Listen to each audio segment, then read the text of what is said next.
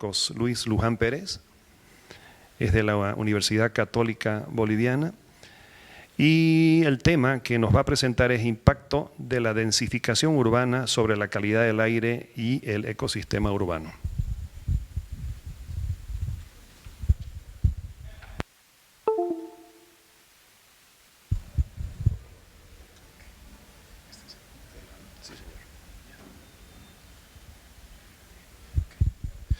Bien, buenos días, muchas gracias por su presencia aquí.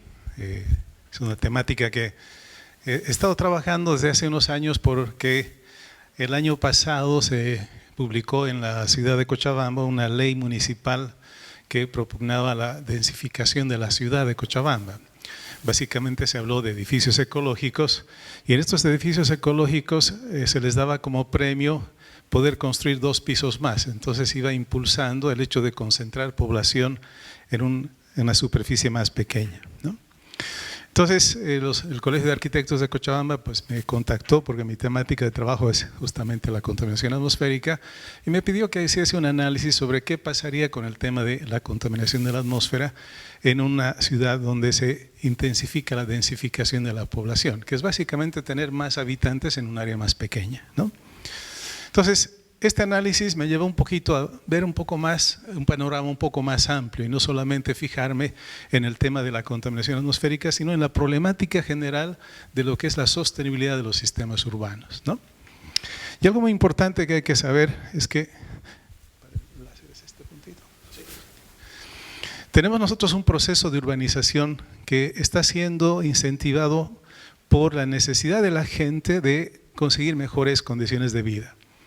Más o menos para el año 2030 vamos a tener unos 5.000 millones de personas que van a vivir en un ambiente urbano, básicamente, ¿no?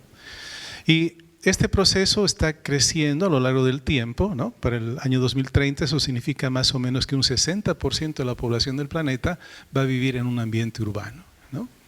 Y estos procesos de densificación del área urbana son más intensos en América y sobre todo también en Sudamérica. Y Bolivia es uno de esos procesos también. Gran parte de la población boliviana va a vivir en las ciudades de La Paz, Cochabamba, Santa Cruz, ¿no? Y obviamente para acoger a toda esa población, nosotros vamos a tener que desarrollar sistemas urbanos que sean cada vez más sostenibles. Estamos obligados de lograr esto, ¿no? Y es muy importante analizar el tema de cómo generamos las emisiones nosotros de gases de efecto invernadero hacia la atmósfera. Este es un cuadrito que resume un poco, una gráfica que resume estos temas, ¿no? Y fíjense acá tenemos la fracción de uso de energía y asociado a esto las emisiones de gases de efecto invernadero a partir justamente de las edificaciones. Y más o menos el 17,5% de los gases de efecto invernadero se emiten directamente por la atención a la población en ambiente urbano, ¿no? Y obviamente es una fracción importante. Y algunos asocian las actividades en el ambiente urbano a otras cosas más y llegan no al 17,5% sino a más del 70%, ¿no? Entonces, un aporte importante en el tema de emisiones de gases de efecto invernadero está justamente el hecho de sostener a la población viviendo en un ambiente urbano, ¿no? Entonces, ¿qué respuesta le damos al tema de mejorar el desempeño de los ambientes urbanos? Es la densificación. Esta es una estrategia de sostenibilidad urbana que es aceptada en muchos lugares del planeta, ¿no? Decimos, ok, hay que meter más gente en una superficie más pequeña, ¿no? Entonces ha generado un conjunto de políticas, estrategias y procesos de utilización y aprovechamiento del suelo, ¿no? Que hace un uso más intensivo y eficiente del suelo, ¿no? De la superficie del terreno, concentrando actividades y ciudadanos en superficies más pequeñas, ¿no? Y la idea justamente es causar un menor impacto en el ecosistema urbano y hacer más sostenible, ¿no? Y la estrategia básicamente se basa en densificar la población. La idea es estar por encima de unos 150 habitantes por hectárea, fomentar un crecimiento vertical y fomentar también un uso mixto del suelo urbano, es decir, tener diferentes actividades asociadas en diferentes regiones de las ciudades, ¿no? Y generar también una estrategia de viviendas colectivas, ¿no? Y esta estrategia obviamente busca una serie de beneficios, una serie de objetivos, ¿no? Lo primero es limitar la extensión de la ciudad, ¿no? Hacer que la superficie que ocupamos en el ambiente urbano sea menor y dejar espacio para otro tipo de actividades de uso del suelo, ¿no? También buscamos reducir las distancias de desplazamiento y los tiempos de movilidad. Esto obviamente apunta a que tengamos menos necesidad de utilizar medios de transporte para desplazarnos, ¿no? También la idea es generar economías de aglomeración, ¿no? Creando sinergias entre actividades y agentes económicos cercanos. Eso también busca fomentar un poquito la economía de las diferentes actividades que tenemos en el ambiente urbano, ¿no? Y buscamos también favorecer la interacción entre ciudadanos, reducir el aislamiento social. Ese era un objetivo que también se buscaba. Y obviamente incentivar el desplazamiento no motorizado o en transporte público, lo que a veces se conoce como la ciudad de los desplazamientos en 10 minutos, ¿no? Caminar y andar en bicicleta debería ser favorecido por una densificación del ambiente urbano. Son los objetivos que se buscan y obviamente con todo esto reducir las emisiones contaminantes, que al final de cuentas es lo que se pretende hacer, ¿no? Efectivamente, se puede lograr muchas cosas de estas, pero también hay luces y sombras del tema de la densificación urbana y eso es lo que quiero hablar en esta charla, ¿no? Hay unos estudios que se han ido realizando, aquí saco un simple ejemplo que es un poco un resumen, una especie de review de todo lo que se ha ido realizando en esta temática, ¿no? A base de encuestas sobre qué pasa cuando hacemos el tema de la densificación urbana, ¿no?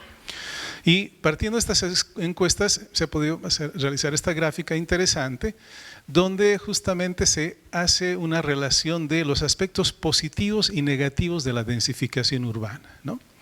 En el tema de infraestructura pública, esto tiene que ver con provisión de energía, servicios, transporte, etcétera.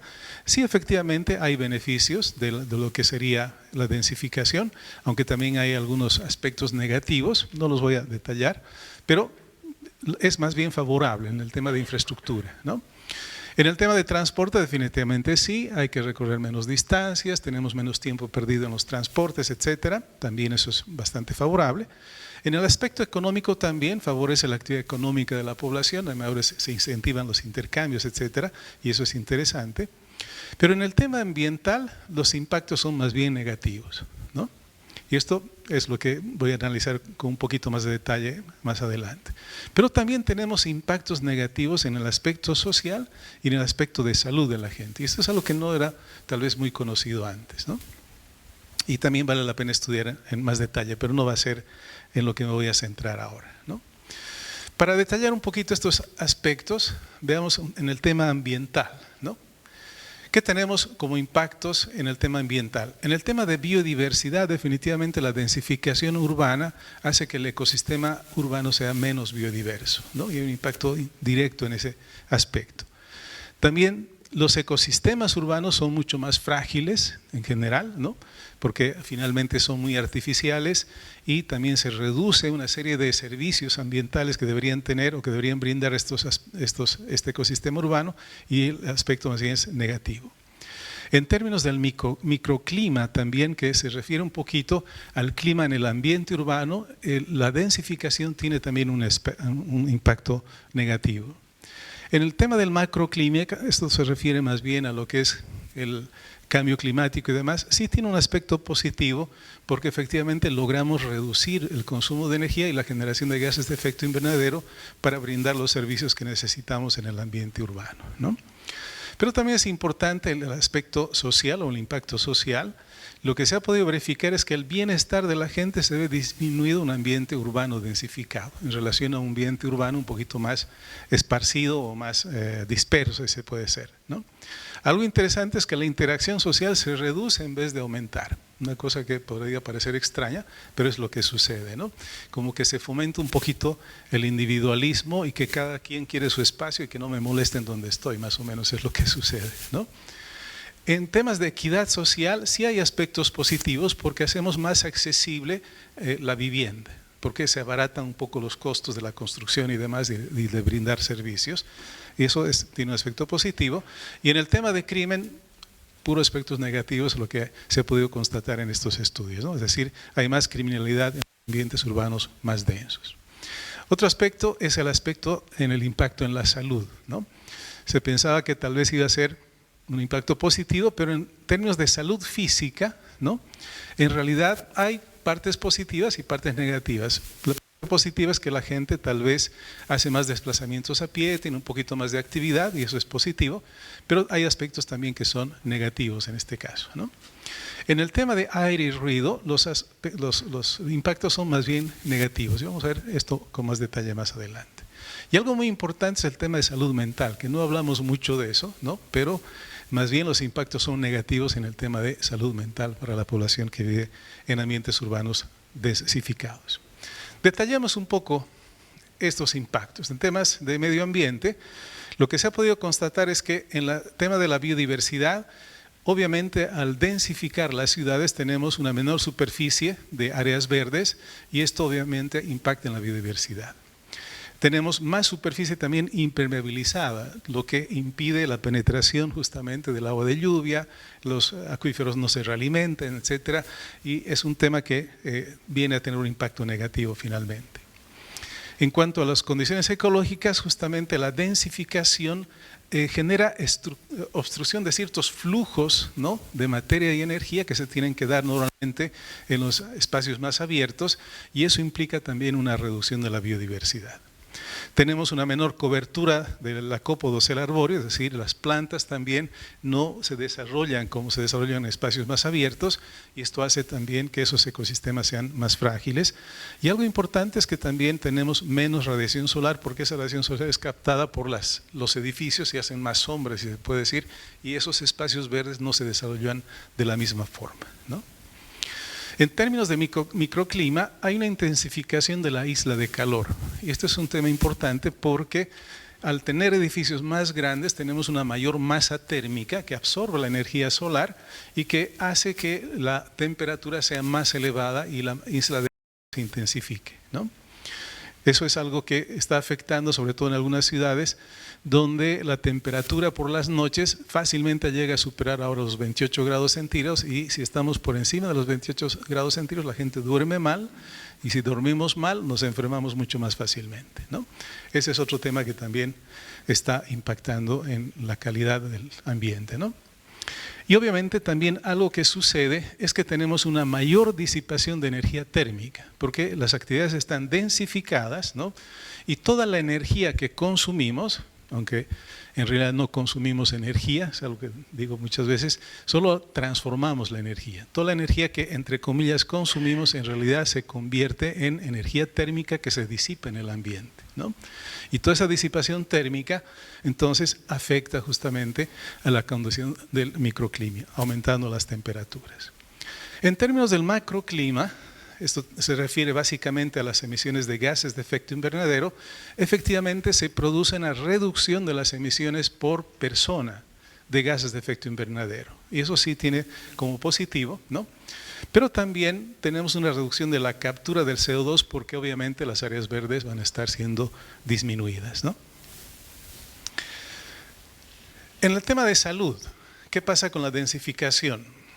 Los aspectos positivos es que se fomenta en cierta medida la actividad física, sobre todo el caminar y andar en bicicleta.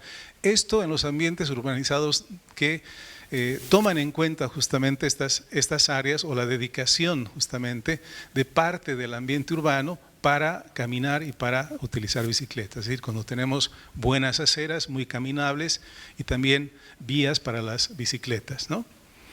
Efectivamente se ha podido identificar menores índices de obesidad en los ambientes urbanos más densos, ¿no? Pero también hay aspectos negativos. Un gran problema es este tema de la isla de calor, ¿no? Y hay una mayor vulnerabilidad a las olas de calor. Este es un problema que se está dando también en los ambientes urbanos más densos, ¿no?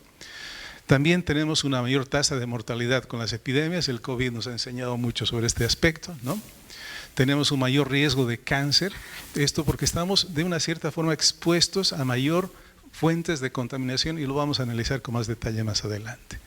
Algo que se ha notado es una reducción de la fertilidad en las personas y son datos científicos esto, ¿no? Y una mayor incidencia de estrés y depresión en las personas que viven justamente en ambientes urbanos densificados. Veamos con más de detalle el tema de la densificación urbana y lo que es la contaminación atmosférica, ¿no?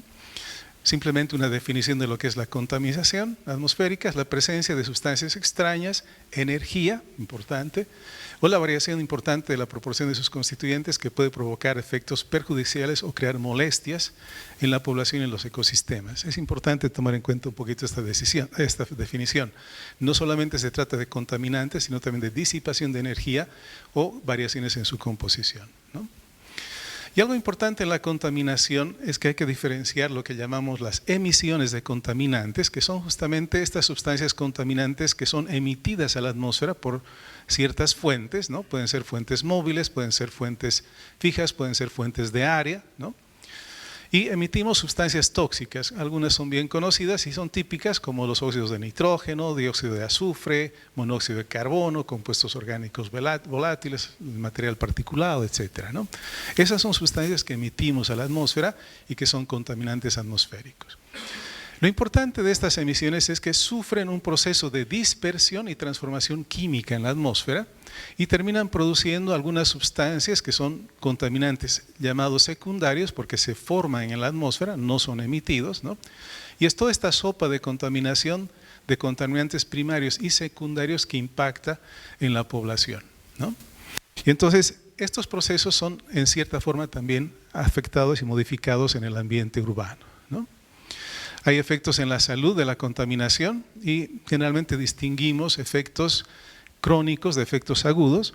Los efectos agudos son efectos que se producen luego de una exposición a un episodio de contaminación en el corto plazo, en las 24 horas, ¿no? Un dolor de cabeza, un ataque de asma, una crisis cardíaca, una embolia cerebral, cosas por el estilo, ¿no?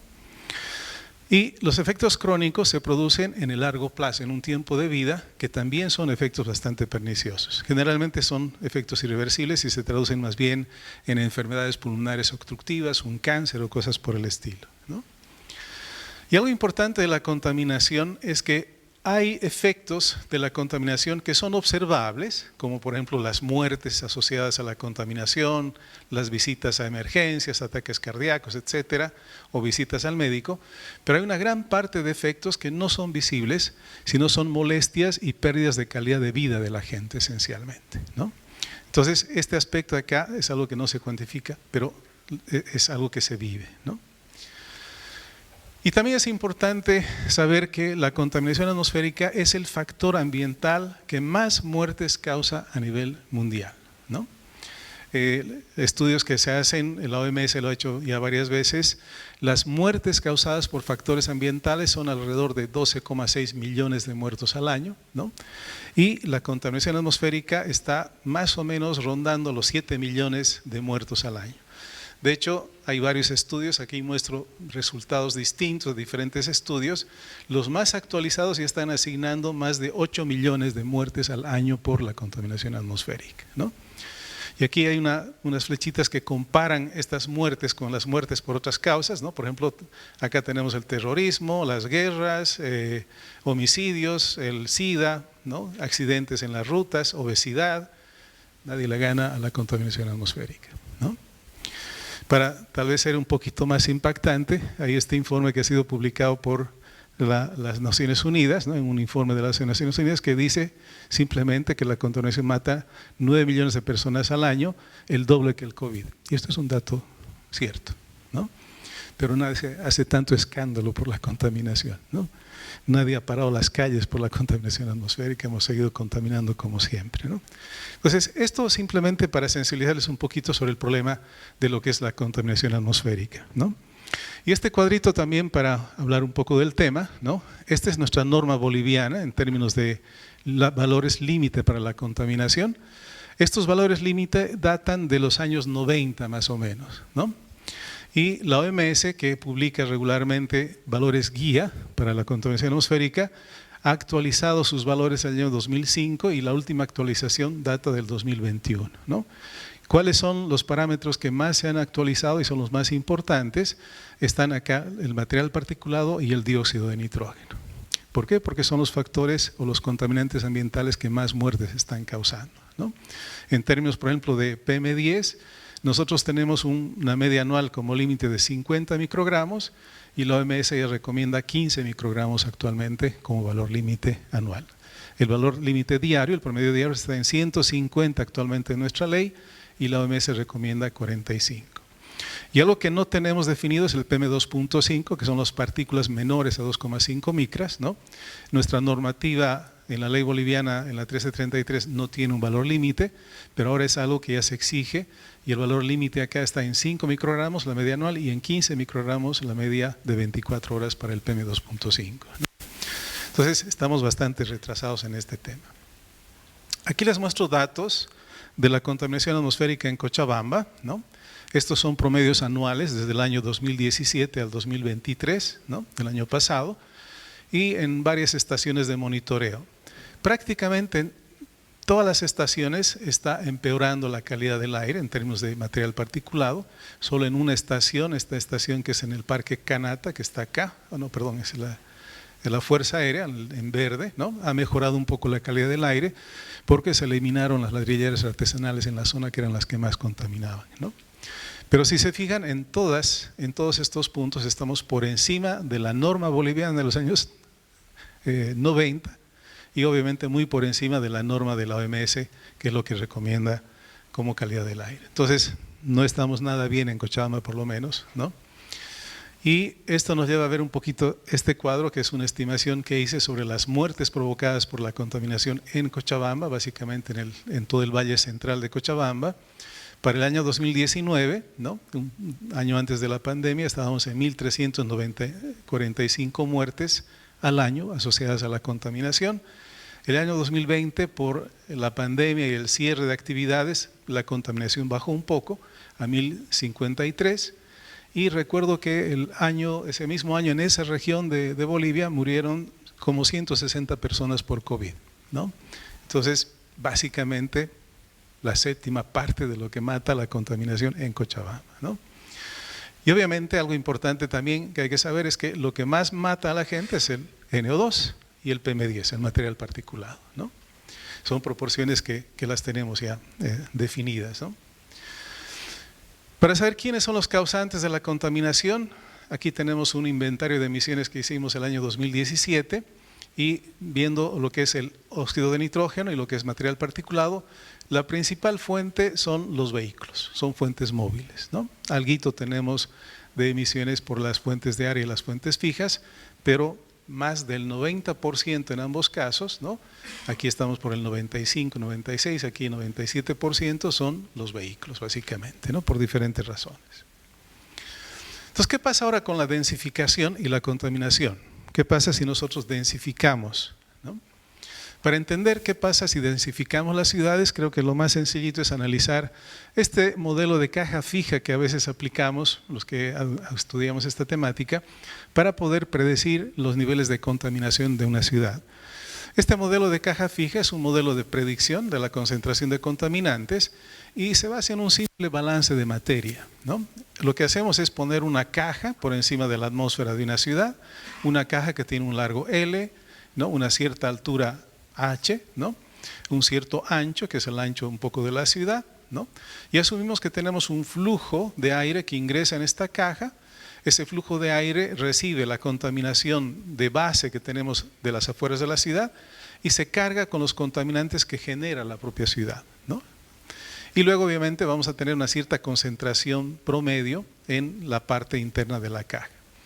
Y esta es la concentración que vamos a tener de emisiones del contaminante, está dado por que es igual a la concentración de base, que es la concentración que entra a la ciudad, más este factor que tiene 4 elementos básicamente. El primer elemento es este valor Q, que son las emisiones por unidad de superficie. Y esto es importante, emisiones por unidad de superficie, no es otro tipo de factor. L, que es el largo de la ciudad, ¿no? U, que es el viento promedio a la velocidad a la que está circulando el aire al interior de la ciudad, y H es lo que llamamos la altura de mezcla. Es un término un poquito técnico, pero la altura de mezcla es la altura hasta la cual en la atmósfera la contaminación se diluye, podríamos decir, ¿okay? Esta altura de mezcla tiene que ver un poquito con la física de la atmósfera y cada ciudad tiene su propia altura de mezcla, ¿no? Cochabamba justamente está bastante castigada, tiene una altura de mezcla bastante baja de unos 350 metros sobre la superficie. Santa Cruz tiene la suerte de tener una altura de mezcla mucho más elevada, ¿no? Por eso es que aquí se dispersa mejor la contaminación, ¿no? Entonces, ¿qué efecto tienen estos factores en una densificación? Si densificamos la población, este valor de Q va a subir rápidamente. ¿Por qué? Porque vamos a aumentar las emisiones por unidad de superficie, ¿no? Y obviamente se va a incidir en un incremento de la contaminación. El largo, que es el largo de la ciudad, ¿no? Si la ciudad se extiende, entonces la contaminación va a ser más elevada. Si densificamos, eso sí tiene un efecto favorable, porque va a ser más corta la ciudad y tendríamos una menor contaminación. La altura de mezcla se modifica, pero no tanto. Pero sí hay una especie de incremento de esta altura de mezcla, ¿no? Lo que sí sucede es que al aumentar la altura de los edificios, esta velocidad del viento, sobre todo en la región donde se dispersa la contaminación, disminuye y vamos a tener un incremento entonces de la contaminación, ¿no? Entonces, esto resume un poquito qué va a pasar con la contaminación en un ambiente densificado, ¿no? Aquí tenemos un poco la explicación del efecto sobre el viento, ¿no? Los edificios a mayor altura, entonces lo que van a provocar es que el viento en esta región donde nos interesa la dispersión no va a circular tan bien y la velocidad promedio del viento va a disminuir y eso hace que la contaminación entonces incremente, ¿no? Y otro aspecto también que vamos a tener con la densificación es que vamos a tener regiones de una ciudad donde vamos a tener nosotros un fuerte incremento de estas emisiones por unidad de superficie. Y en esa región donde tenemos una mayor emisión por unidad de superficie, la contaminación va a crecer más rápidamente, ¿no? Y tenemos un problema asociado a eso, que en esas regiones donde más se emite también son las regiones donde más gente vive, ¿no? Entonces tenemos una contaminación, una combinación de dos aspectos, mayor contaminación en esas zonas y mayor población expuesta a ese nivel de contaminación, ¿no? Y esto ha provocado que en algunas ciudades, como por ejemplo en este caso de Valencia, ¿no? Donde básicamente más del 99% de la población llega a estar expuesta a niveles que superan los límites normados en relación a lo que es la contaminación por material particulado en este caso, ¿no? Entonces, ese es el impacto que tiene la densificación en términos de contaminación atmosférica, ¿no? Los efectos positivos, les decía, tiene efectos positivos en cuanto al macroclima, es decir, en cuanto a la emisión de emisiones de gases de efecto invernadero. Estas gráficas que les muestro acá son gráficas de un montón de ciudades donde se ha hecho una evaluación de la densidad de la población y de las emisiones de CO2. Esto es simplemente una gráfica de la población en función de las emisiones y esta es una gráfica de la densidad de la población en función de las emisiones per cápita. Entonces acá vemos que esta curva tiene una pendiente negativa, ¿no? Entonces tenemos nosotros una reducción de las emisiones per cápita cuando aumenta la densificación. Entonces en términos de macroclima tiene un efecto positivo la densificación, ¿no?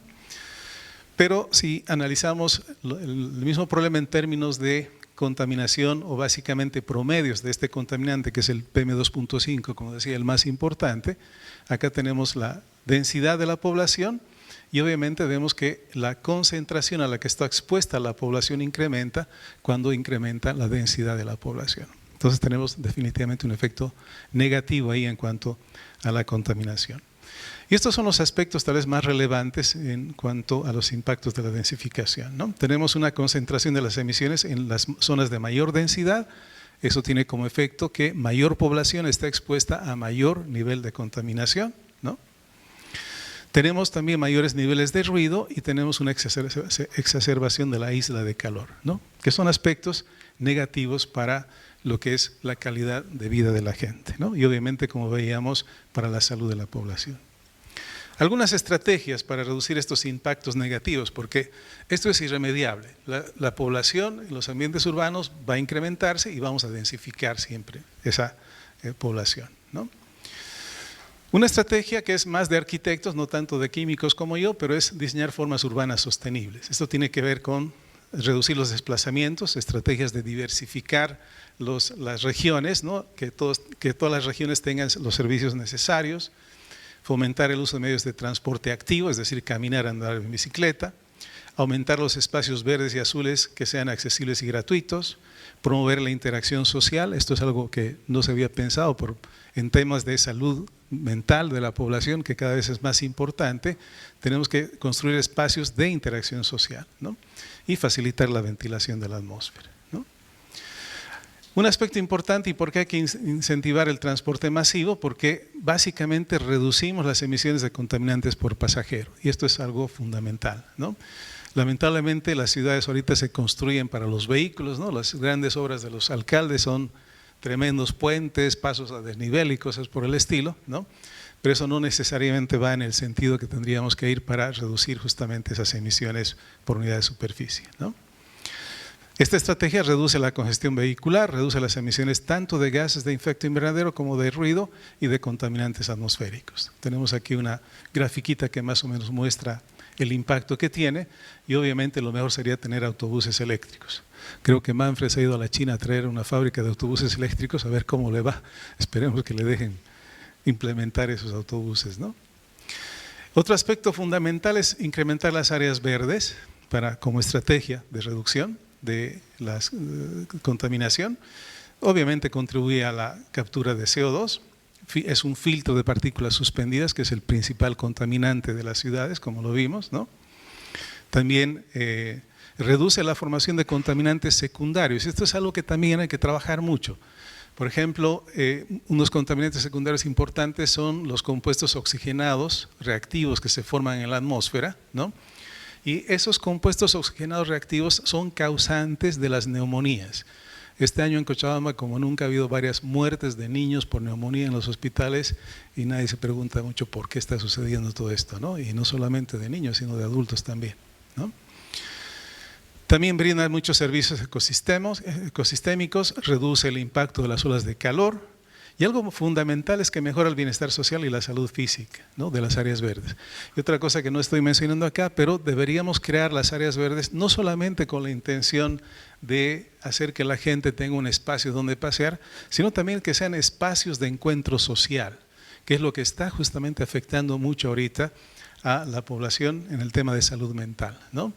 En París hay una estrategia interesante, todos los espacios verdes tienen que estar a menos de 5 minutos de donde vive la gente, y no solamente son espacios verdes, sino que hay actividades que se desarrollan en ese espacio, ¿no? El juego de la petanca, que es un juego muy, muy apreciado por los mayores, ¿no? Y se encuentran para jugar en estos espacios, ¿no? Incorporar el tema de energías renovables en los edificios de manera mucho más intensiva que lo que estamos haciendo ahora, ¿no? Eso va a tener también un efecto interesante, ¿no? Vamos a reducir las emisiones de gases de efecto invernadero, pero también vamos a reducir la dependencia de sistemas centralizados de generación y va a generar también fuentes de empleo en la población, ¿no? Fomentar el transporte activo urbano, que es básicamente caminar y andar en bicicleta. Esto es algo también fundamental, ¿no? Aquí quiero un poquito mostrar algunas situaciones que ya se tienen en el mundo. En París, por ejemplo, casi la mitad de los desplazamientos se hacen a pie o en bicicleta, ¿no? Es una ciudad que parece que no lo hiciera, pero lo hace bastante, ¿no? Y creo que son estrategias que se pueden implementar también en nuestra realidad para justamente reducir las emisiones, ¿no? El transporte activo también optimiza la movilidad urbana. ¿En qué sentido? ¿No? Básicamente el 20% de una ciudad se dedica a las vías de transporte, es decir, nuestras calles ocupan el 20% del espacio urbano, y el caminar y el andar en bicicleta reduce la necesidad de expandir esas superficies en el ambiente urbano, ¿no? Vamos a reducir la congestión vehicular. Son sistemas de bajo coste en infraestructura y en operación, es decir, no necesitamos grandes inversiones para construirlas, ¿no? Y es el medio más conveniente para recorridos cortos, ¿no? De menos de 12 kilómetros. Y es un sistema de transporte que es resiliente, ¿no? Los beneficios ambientales, ¿no? Para el ecosistema urbano del andar en bicicleta y caminar, ¿no? Básicamente 12% de las emisiones de los gases de efecto invernadero son los vehículos urbanos, ¿no? Las bicicletas también reducen las emisiones que vamos a tener en términos de comparativos con el combustible fósil y el vehículo eléctrico, ¿no? Y obviamente no emitimos contaminantes, reduce también la contaminación del agua. Y obviamente una persona que se transporta en bicicleta reduce básicamente un 84% sus emisiones de gases de efecto invernadero asociadas al transporte, ¿no? Los beneficios para la salud creo que todo el mundo los conoce, pero simplemente hago una lista acá, sobre todo para las personas que ya estamos un poquito con cierta edad, tenemos que tener una cierta actividad y creo que lo mejor es caminar y andar en bicicleta, son los deportes tal vez más accesibles para nosotros, ¿no? También tenemos algunos riesgos que a muchas veces a la gente le impide utilizar estos medios de transporte, ¿no? Por ejemplo, aquí tenemos las tasas de mortalidad por billón de pasajeros por kilómetro, ¿no? Caminar a pie tiene sus riesgos, hay 22 muertes por cada billón de kilómetros. También andar en bicicleta, lo más seguro es andar en vehículo, pero las motos tal vez son las que implican un mayor riesgo de muerte, ¿no? Y otra cosa importante es que estos beneficios para la salud, si el aire está contaminado, tal vez pueden ser más bien negativos que positivos. Aquí tenemos una grafiquita interesante que nos dice, ¿no?, a partir de dónde los beneficios son menores que los daños que nos podemos causar por andar en bicicleta o caminar a pie, ¿no? En Cochabamba estamos más o menos en 50 microgramos por metro cúbico, estamos por acá. Eso quiere decir que andar a pie más de 6 horas al día no sería bueno, ¿no? Pero son los riesgos que tendríamos nosotros, ¿no? Bien, este es entonces un poco el análisis que quería presentar sobre el tema de la densificación, tal vez en términos de conclusiones, 4 conclusiones que me parece puedo resaltar. Que la densificación entonces tiene aspectos positivos, ¿no?, en cuanto a factores económicos, en temas de servicios y la eficiencia del uso del espacio, ¿no? Pero tiene efectos negativos en cuanto al tema de calidad ambiental en el que vamos a vivir, aspectos sociales y aspectos de salud física y mental, ¿no? Y son temas que hay que considerarlos cuando nosotros diseñemos justamente este futuro de poblaciones que van a densificarse cada vez más, ¿no? Y definitivamente la calidad del aire sí se deteriora en ambientes densificados, y esto implica entonces que tenemos que desarrollar estrategias que vayan en el sentido de reducir justamente estos problemas que se generan por la densificación. Tenemos que reducir las emisiones, tenemos que priorizar aspectos como el transporte activo, las áreas verdes, ¿no?, y otras estrategias más que se pueden desarrollar ya desde el aspecto de la planificación de los ambientes urbanos. Bien, como sé que no tenemos mucho tiempo, voy a terminar ahí, pues muchas gracias por su atención. Muchas gracias, Milton. Gracias, ingeniero Luján. Si hay alguna pregunta, por favor.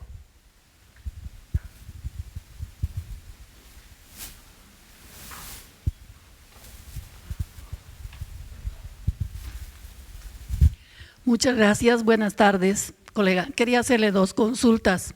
Una, al haber visto sus gráficas, hemos visto que hay una emisión de NO2 y el NO2 uno de los 3 factores, diríamos, o variables que son los responsables de la formación de los contaminantes secundarios como los NPAs y NPBs.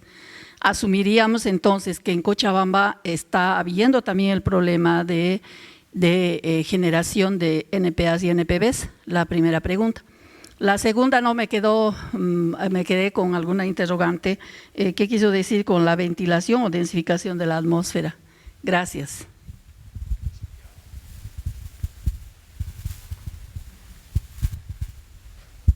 Muchas gracias. Sí, justamente Cochabamba es tal vez una de las ciudades más desfavorables en el tema de formación de lo que llamamos estos compuestos oxigenados reactivos en general, ¿no?, o lo que es el smog fotoquímico, ¿no? Es una ciudad que tiene muchas emisiones, primero, ¿no?, de compuestos orgánicos volátiles, por una parte, de óxidos de nitrógeno, y tiene una fuerte radiación ultravioleta, ¿no? Entonces, la sopa perfecta para formar este tipo de compuestos, ¿no? Y de hecho, si ustedes se fijan las estadísticas, nosotros tenemos una epidemia de enfermedades pulmonares, de las vías respiratorias infecciosas, bacterianas, que aparece en el mes de abril-mayo y en septiembre-octubre. No sé si lo han detectado, ¿no? Y esto, hemos hecho estudios y está más relacionado con la presencia de estos oxidantes. Hemos logrado medir con métodos bastante rudimentarios, podríamos decir. Hemos desarrollado unos métodos de medición en base a sulfato ferroso amoniacal, donde hemos podido medir los oxidantes totales en la atmósfera, ¿no? Y hemos visto una correlación directa justamente con enfermedades infecciosas bacterianas, ¿no? Tanto en niños como en adultos, pero más en niños, ¿no? Con la presencia de estos oxidantes, definitivamente, ¿no? No se monitorea, lamentablemente, no es un parámetro que se considere como un contaminante criterio, los oxidantes en la atmósfera, ¿no? Pero a mí me alarma ya que este año, por ejemplo, hemos tenido un récord de muertes de niños por neumonías. Y obviamente muchos más casos de neumonías. En Cochabamba alrededor del 35% de las neumonías en niños están asociadas a la contaminación atmosférica, ¿no? Entonces es una cifra bastante elevada, ¿no? La segunda pregunta no me quedó muy clara. ¿Ya? Sí, es la ventilación de la atmósfera, ¿no? Lo que pasa es que Cochabamba es un valle cerrado, ¿no? Y es un valle además de altura, ¿no? Entonces tenemos en Cochabamba un problema de ventilación muy serio, sobre todo en el tema en invierno, ¿no? Tenemos fenómenos de inversión térmica que en invierno son muy pronunciados. La inversión térmica no se rompe hasta las 10, 11 de la mañana más o menos, y hay muy poca ventilación, sobre todo en invierno. Eso hace que los niveles de contaminación en Cochabamba en invierno sean prácticamente el doble o más de los que tenemos en la época de lluvia o más o menos en verano, ¿no? Y es por la topografía que tenemos en Cochabamba, que es justamente muy sensible a este fenómeno de la inversión térmica, ¿no? Es tal vez la más sensible. Todavía en el altiplano hay corrientes ya, digamos, un poquito más amplias de aire que ventilan. Santa Cruz también tiene bastante buena ventilación, pero Cochabamba es un desastre en ese tema,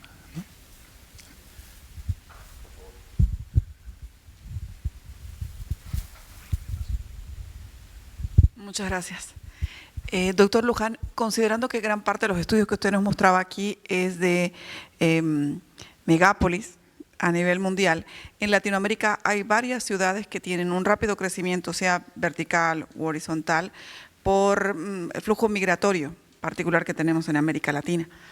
¿Cuáles podrían ser entonces las preguntas de investigación prioritarias que deberíamos considerar las universidades latinoamericanas, si más adelante pensamos en consorcios o en participaciones conjuntas, que nos ayuden a abordar esta temática y ver, no sé, prioridades de propuestas políticas, etcétera, etcétera? Pero ¿cuáles podrían ser las preguntas que usted considera más significativas bajo la lógica de desarrollo demográfico que tenemos en América Latina?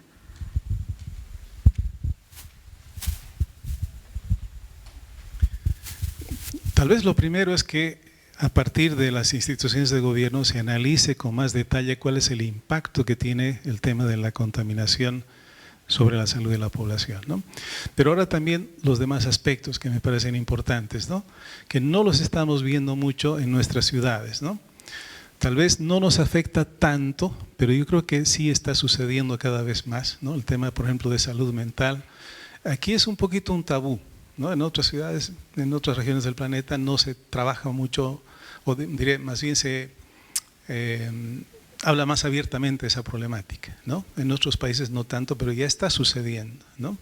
Ya está sucediendo y yo creo que justamente hay que darles a los niños, sobre todo, ambientes más sanos donde puedan desarrollarse y vivir, ¿no?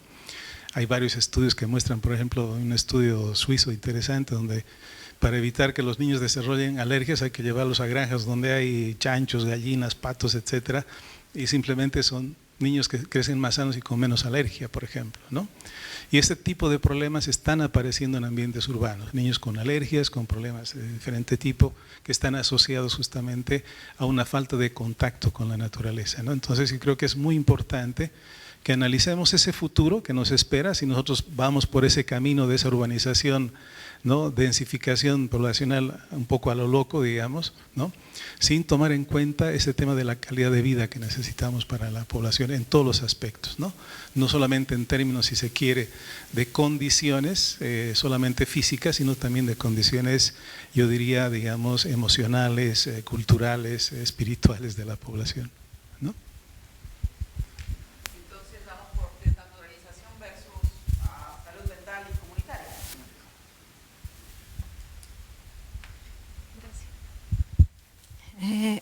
Buenas tardes, tengo una pregunta acá. En este caso nosotros sabemos que ya existe una estructura urbana en nuestras ciudades. Considerando la estructura que ya existe en Cochabamba, ¿Cuál de estas medidas que usted ha recomendado, bueno, que al menos ha extraído como fuente importante de recomendaciones que se podrían aplicar, usted consideraría que son las mejores ahora para Cochabamba?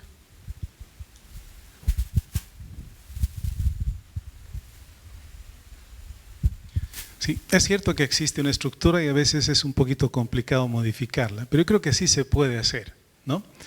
Porque, por ejemplo, cuando se trata de construir tremendos puentes y demás, se le mete, ¿no? Se construyen los puentes y no hay problema, se pagan las indemnizaciones que haya que pagar, no hay problema en hacer eso, ¿no? Yo creo que tendríamos que hacer el mismo esfuerzo justamente para generar estas, por ejemplo, incrementar el tema de áreas verdes, conservar áreas verdes que ya existen, que se están destruyendo, ¿no? El tema también, por ejemplo, de reducir las emisiones del parque vehicular, que es importantísimo lograr hacerlo, ¿no? Tener la aplicación de las normativas que ya existen, ¿no? Que no se aplican simplemente. Y también esta estrategia de preservar los ambientes que todavía existen, que están ahí y que podrían incrementarse en términos justamente de pistas ciclables, hacer que las aceras sean más caminables, ¿no?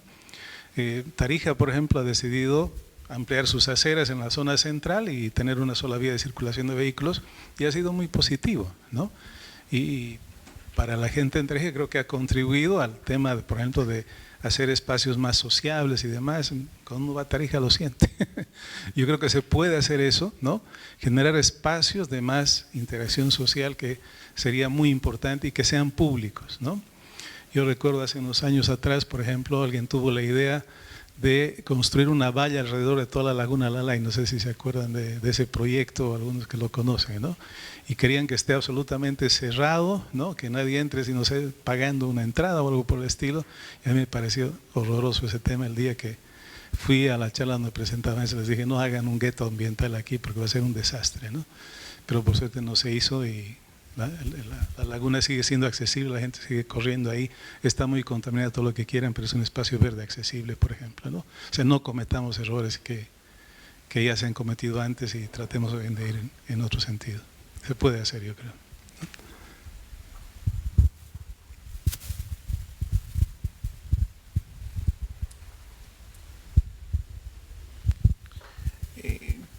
Doctor Luján, ¿cuál considera que podría ser el mayor problema para implementar este tipo de cambio de sistemas de transporte?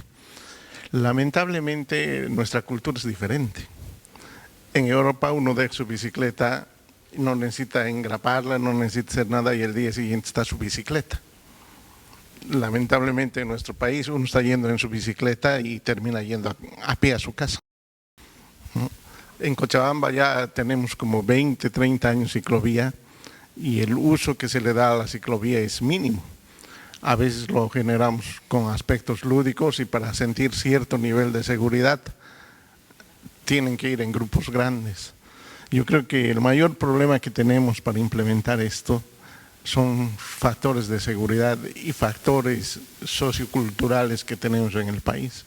Y si no cambiamos eso, creo que ese va a ser el mayor problema para poder implementar estos sistemas.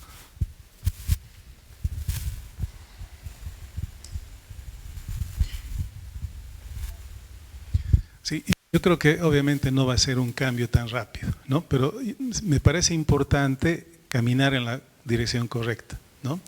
Va a tomar tiempo seguramente, ¿no?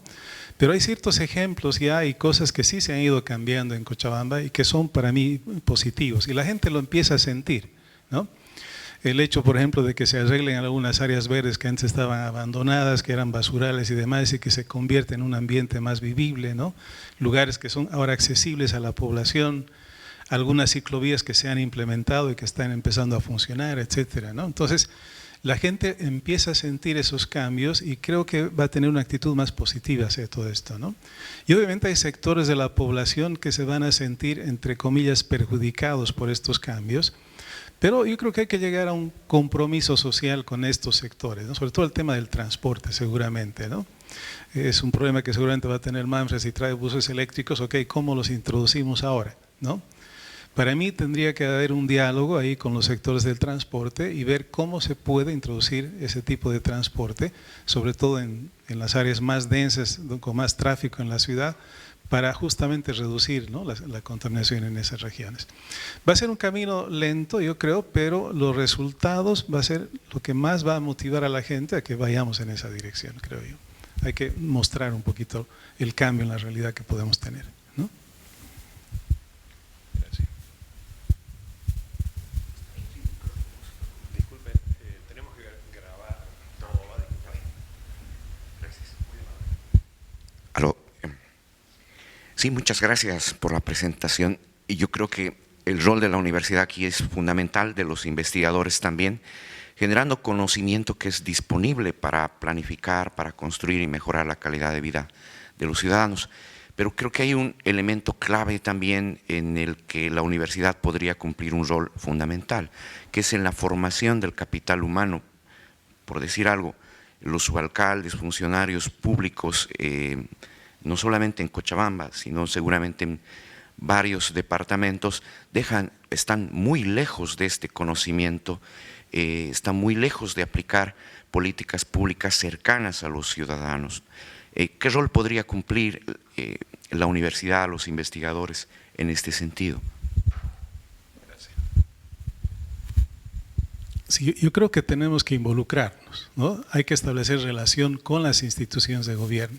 Por ejemplo, la Red Mónica la creamos la Universidad Católica con el municipio de Cochabamba y Swiss Contact, ¿no?, el año 2000, ya hace varios años atrás, ¿no?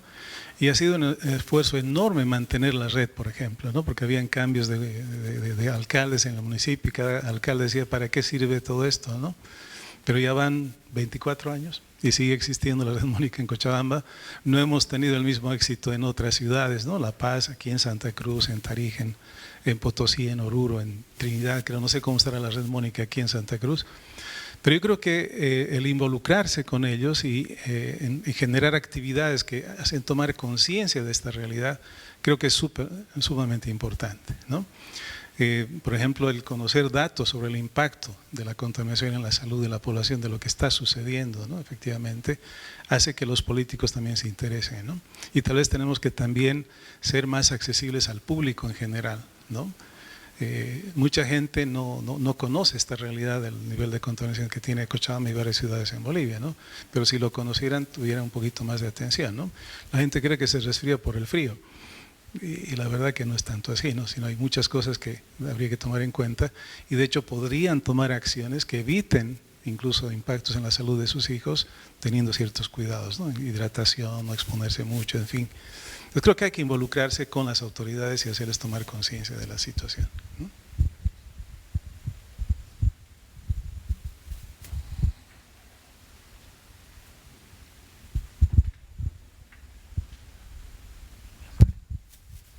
Muy buenas tardes, muchas gracias por su exposición. Yo quiero introducir una variable más y cómo la podríamos analizar desde la perspectiva técnica, el individuo y su praxeología, y trayendo un poquito a la neuroplasticidad y cómo se configura el cerebro con esto, lo que está sucediendo. Pasa más en transformar al individuo, porque si nosotros transformamos el entorno y no transformamos la sapiencia o la amígdala, vamos a seguir en el mismo ciclo. Porque tenemos que tener en cuenta que el sistema crea todos estos problemas para poder crear soluciones. Y las soluciones a largo plazo son cada vez mínimas. ¿Cómo podríamos atacar el problema individual de la praxeología del individuo?